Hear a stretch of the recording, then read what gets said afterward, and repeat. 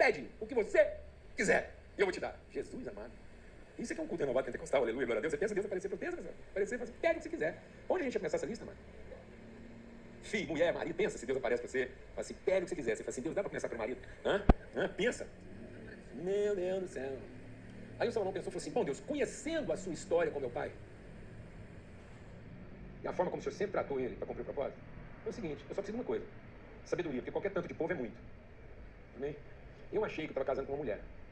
Depois eu descobri que eu casei com uma multidão. Porque toda pessoa é multidão, entendeu? Basta dar ruim. Você sabe o que eu estou falando, não? Porque essa mulher do seu lado dela, todo mundo acha que é uma pessoa, mas só você sabe que é uma multidão. Depois que vem uns filhos, então, eu vou falar uma coisa, é um ajuntamento solene. E aí o que falta pra gente? O Salomão pensou, falou, não, só precisa de sabedoria, eu preciso do quê? Revelação, eu preciso de sensibilidade para saber qual é o seu propósito, eu preciso de poder, eu preciso de vontade, eu preciso saber qual é a sua vontade, eu vou trabalhar dentro da sua vontade, esse é o propósito.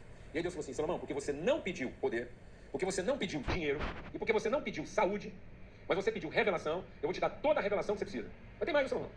Eu também vou te dar todo o poder que você precisa, todo o dinheiro que você precisa, e toda a saúde que você precisa para cumprir a revelação. O que nós estamos fazendo hoje em dia, mas? O que nós estamos fazendo hoje em dia? Nós passamos o tempo todo conversando com Deus sobre 3 assuntos. Dinheiro, poder e saúde. Desencana, mano. Não é disso que você precisa. Quem pede isso são os ignorantes, mas quem conhece a Deus só precisa de uma coisa, mano. Revelação da sua vontade para cumprir o seu propósito. Porque Deus está engajado nisso, nenhum dos planos dele pode ser frustrado, aleluia. Amém? Ele tem uma palavra com ele mesmo para que isso aconteça, então nós estamos garantidos. Já nos abençoa para cumprir o propósito que ele determinou. Então eu só preciso cumprir o propósito, e conhecendo o propósito, eu vou saber quanto poder, quanto dinheiro e quanta saúde já foi disponibilizado para isso. Amém, Davi? Glória a Deus. Então, andar de modo digno da nossa vocação. E aí, andando aí, né, porque a gente ganhar tempo, aí no verso 7 diz, e a graça foi concedida a cada um de nós, segundo a medida do dom de Cristo, por isso diz, quando ele subiu as alturas, levou o cativo cativeiro e concedeu dons aos dons. Então, quando ele subiu, ele concedeu dons. Ora, o que quer dizer ele subiu, senão que também havia descido até as regiões mais baixas da terra? Irmãos, eu quero contar uma coisa para vocês que me impactou quando eu fui em Israel pela primeira vez. Em Israel tem o Rio Jordão lá, né? A sensação que eu tive é que Deus criou o mundo. Sensação. Que Deus criou tudo assim, depois estava tudo pronto. Ele falou assim, agora eu vou fazer um negócio aqui na criação, só para deixar aqui uma referência, uma figura pedagógica. E aí eu acho que Deus foi lá e riscou com a unha o Rio Jordão. Porque o Rio Jordão nasce nas partes mais altas de Israel. Amém? E ele nasce de uma combinação curiosa. De um rio que vem natural, né, como uma fonte natural. Ele vem das águas que condensam no alto do monte. E ele vem de uma nascente profunda lá de dentro do monte. Então, é mais ou menos como se o Rio Jordão fosse formado de corpo, alma e espírito. Os 3 elementos da formação do homem estão representados lá. Aquele que vem do alto, aquele que vem do mais profundo e aquele que vem da natureza. Amém? E aí o Rio Jordão vai descendo. Ele vai descendo até o Mar Morto.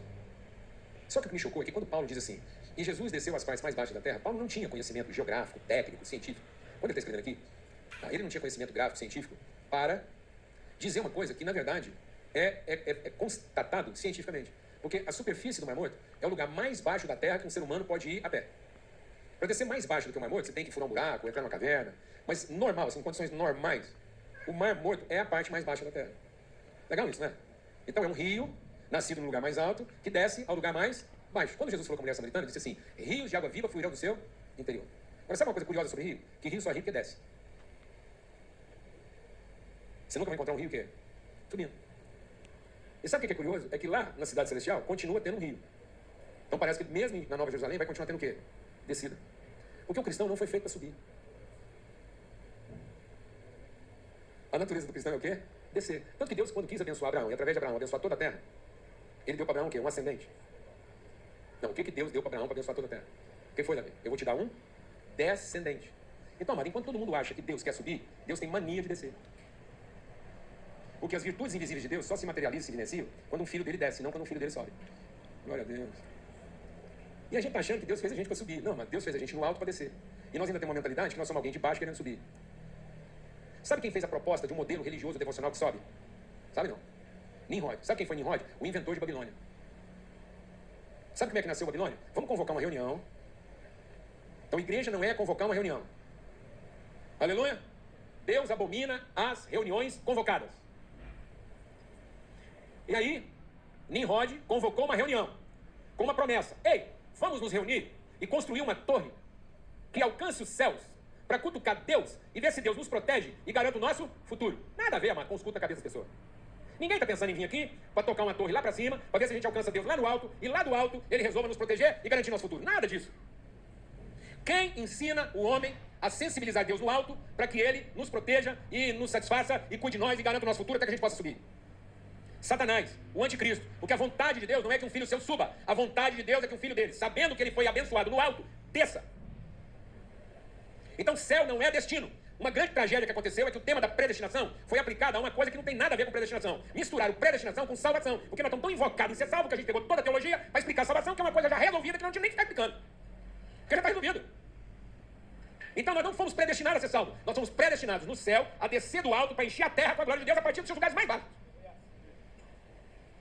Então céu não é endereço de destino. Céu é endereço de origem. E aí a gente vem lá da origem, onde nós fomos gerados e abençoados, descemos na terra para cumprir o nosso destino. E tendo cumprido o nosso destino, a gente volta para casa. Então céu não é lugar de ida. Céu é lugar de volta. Para quem fez o caminho de ida. Para quem foi rio e desceu as partes mais baixas da terra. Então qual é o destino da igreja? Vai ficar chocado, tá sentado? Porque só falta 3 minutos para acabar. Então vai ser uma informação forte, você tem que assimilar em 3 minutos. Todo cristão tinha que ter o inferno como destino. Já entendeu ou não? Porque as portas do inferno não prevalecerão contra a igreja. Então nós temos que tornar o inferno mais infernal. O capeta tentando fechar a porta e um entra e sai de crente. É crente entrando no inferno, tirando de lá quem não pertence lá e saindo. E aí os caras que guardam a porta do inferno não contam que prevalecer contra a igreja. É aquele entra e sai de crente no inferno, porque os crentes pararam de ficar querendo subir, para finalmente resolver o quê? Descer, ué. Porque Deus não tem filho ascendente, Deus tem filho descendente.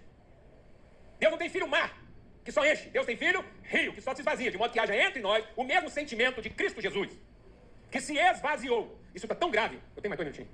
Isso é tão grave, presta atenção. Isso é tão grave que está fazendo a gente ler a Bíblia num outro sentido. Eu vou usar um exemplo aqui prático. Amém? Quando você lê o texto, enchei-vos do Espírito. Fala para mim. Eu vou declarar o texto. Quando você pensa assim, ó, enchei-vos do Espírito, você pensa? Ou você pensa, seja honesto. Não, seja honesto. Você ouviu o versículo? Enchei-vos do Espírito. O que você pensou na hora? Ou você pensou? A respiração tem 2 movimentos. Inspirar e expirar. Glória a Deus. Amém? Ninguém tem falta de ar. Asfixia não é falta de ar. Amém? Porque existe uma pressão atmosférica que infunde ar dentro do pulmão, mesmo sem a gente querer. Glória a Deus. A asfixia é porque ou a sua musculatura do diafragma está frouxa, então ou você é uma pessoa que foi afrouxada, ou você é uma pessoa rígida, endurecida. Então se a sua musculatura estiver rígida ou relaxada, você não consegue fazer a contratura para expulsar, expirar o ar que você já inspirou.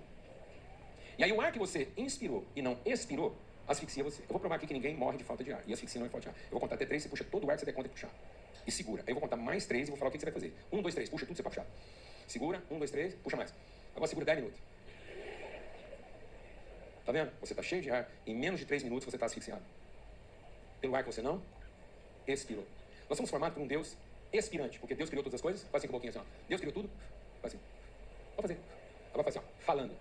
Falando. Disse Deus. Falou Deus. E quando Cristo consumou toda a obra, cumprindo todo o propósito de Deus, ele disse, está consumado. E tendo dito isso, ele... E aí ele disse assim, agora, do mesmo jeito que o Espírito me enviou e o Pai me enviou, eu envio vocês. E falando isso, ele... soprou. Vamos te falar uma coisa. Você sabe por que o mundo está essa bagaceira?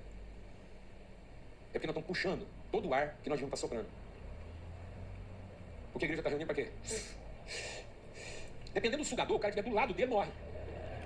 Porque ele é um vampiro, ele é um bebedor de sangue, ele é um tomador de ar, porque ele é um aspirador, ele é um ascendente, tudo que ele vê, ele drena, ele chupa, ele não é rio, ele não sopra.